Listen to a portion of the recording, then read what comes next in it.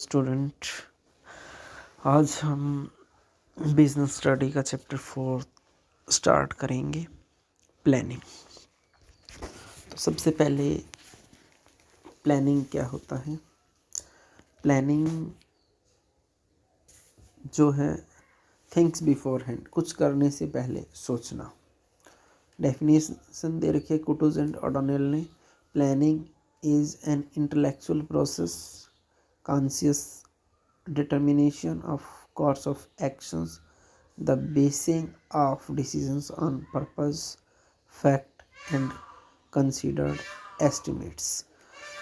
जो इसने बताया है कि जो कुटुंज और ओडोनेल ने, planning is an intellectual process, मतलब ये एक बौद्धिक प्रक्रिया है।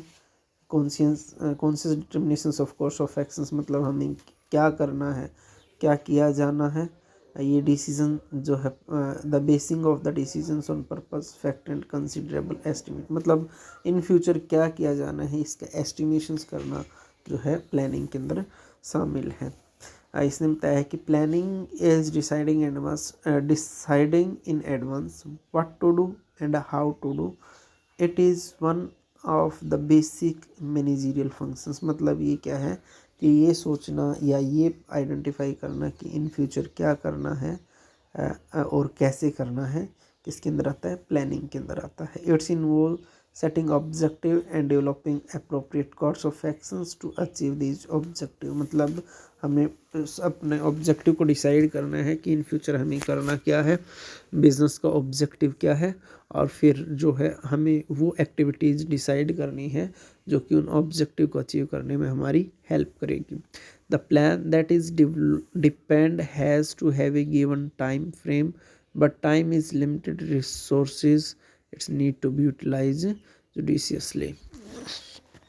द प्लान हर एक का जो हमें कोई भी एक्टिविटी की जानी है वो कितने टाइम में कंप्लीट की जानी है, ठीक है, और उसको जो है हमारे पास जो है लिमिटेड टाइम के अंदर ही हम लोगों को जो है रिसोर्सेज का यूज करके हमें उनको प्रॉपर यूटिलाइज करना होता है। उसके बाद आता है इम्पोर्टेंस ऑफ प्लानिंग। सबसे पहले है प्लानिंग प्रोवाइड डायरेक्शन। डायरेक्शंस क्यों प्रोवाइड करती हैं, क्योंकि प्लानिंग के अंदर क्या होता है, प्लानिंग के अंदर है कि हम लोगों को फ्यूचर के बारे में सोचते हैं, फ्यूचर के बारे में पहले से ही आइडेंटिफाई कर लेते हैं कि हमें करना क्या है।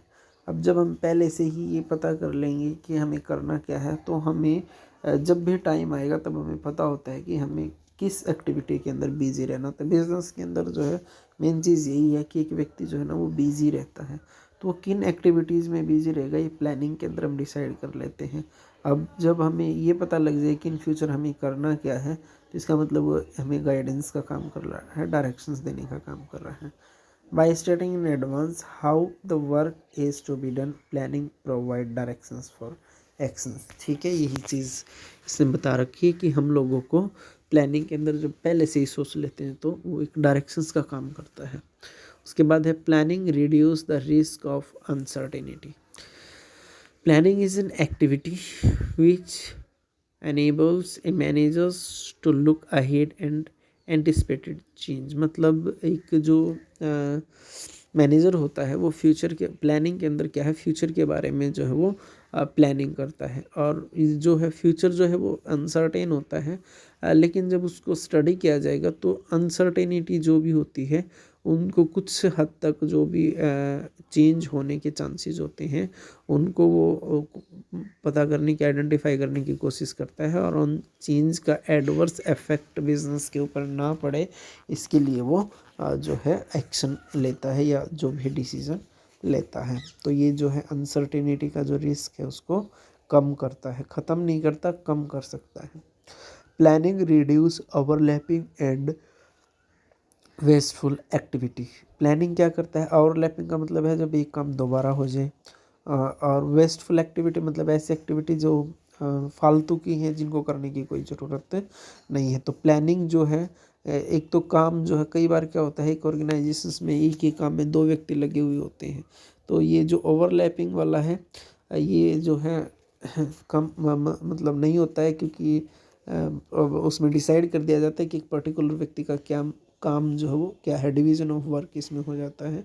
और जो जो फालतू की एक्टिविटी हैं, जो एक्स्ट्रा एक्टिविटी हैं, उनको कम करने की कोशिश की जाती है। तो जो प्लानिंग के अंदर जो है ओवरलैपिंग और वेस्टफुल एक्टिविटी जो है वो कम होती है। नेक्स्ट लिखा है प्लानिंग प्रमोट इनोवेटिव आइडियाज़। सीधी सी बात है, फ्यूचर के लिए प्लानिंग की जाती है। तो हम फ्यूचर में कुछ जो है न्यू जनरेट करने की सोचते हैं, कुछ नए प्रोडक्ट को लेके आए हैं जो मतलब लोगों के लिए ना हो, बिजनेस के डेवलपमेंट के लिए हम क्या करते हैं, planning is the first functions of management. Management get the opportunity to develop new ideas, and new ideas can take the shape of concrete plan. It guide all future actions leading to growth and prosperity of the business। यानी कि जो है नए नए innovations के बारे में सोचता है, नए नए आइडियाज़ के बारे में सोचता है। तो इससे क्या होता है, जो बिज़नेस की जो ग्रोथ है उसकी चांसेस जो है वो बढ़ जाते हैं। तो इनोवेशंस जो है नए नए आइडियाज़ के ऊपर जो है वो जोर देता है। उसके बाद नेक्स्ट पॉइंट दे रखा है प्लानिंग फैसिलिटेट डिसीजंस मेकिंग। सीधी सी बात है, पर्टिकुलर टाइम पर जो है एक बिजनेसमैन को जो है किसी भी डिसीजन पे पहुंचना होता है। तो जो प्लानिंग है उसमें क्या होता है कि पहले से डिसाइड कर लिया जाता है किस व्यक्ति को क्या काम करना होता है। तो जो डिसीजंस मेकिंग जो है वो उसके लिए हेल्प रहती है, क्योंकि उसको पता होता है कि इन फ्यूचर्स क्या होना है। Planning is the first planning involves setting target and predicting futures conditions, thus helping in taking rational decisions from alternative course of actions। मतलब क्या है, उसे फ्यूचर्स के बारे में सोचना होता है, फ्यूचर्स की जो के अंदर जो भी डिसीजंस उसको लेने होते हैं उनके बारे में सोचना होता है। और जो है तो प्लानिंग जो है उसको डिसीजन लेने में जो है वो हेल्प करती है। उसके बाद है planning estimates planning establish standard of for controlling. क्योंकि प्लानिंग के अंदर क्या है, हम ये डिसाइड करते हैं कि हम लोगों को क्या करना है, किन रिजल्ट तक हमारी परफॉर्मेंस क्या रहेगी, क्या रिजल्ट हम लोगों को अचीव करने हैं। तो जो है प्लानिंग के अंदर जो एक तरह से स्टैंडर्ड फिक्स कर दिए जाते हैं, उसके बाद जो भी हमारे पास यानी कि हम जहाँ पर भी पहुँचते हैं, जो भी हमने अचीव किया है, जो भी हमारे रिजल्ट होते हैं, वो हम ये देखते हैं कि एस्टेब्लिश के टाइम पे हमने क्या डिसाइड किया था। प्लानिंग जब हमने की थी तो उस टाइम पर हमने क्या डिसाइड किया था और एक्चुअल में हम लोगों को क्या मिला। तो जो प्लानिंग है वो कंट्रोलिंग के लिए क्या है, स्टैंडर्ड जो है वो फिक्स करता है। ठीक है, तो ये था प्लानिंग, और कुछ हमने प्लानिंग की इम्पोर्टेंस के बारे में पढ़ा है। तो आगे जो है हम फीचर्स ऑफ प्लानिंग और जो है आगे चैप्टर करेंगे। आज के लिए इतना ही बेटा, thank you, have a nice day.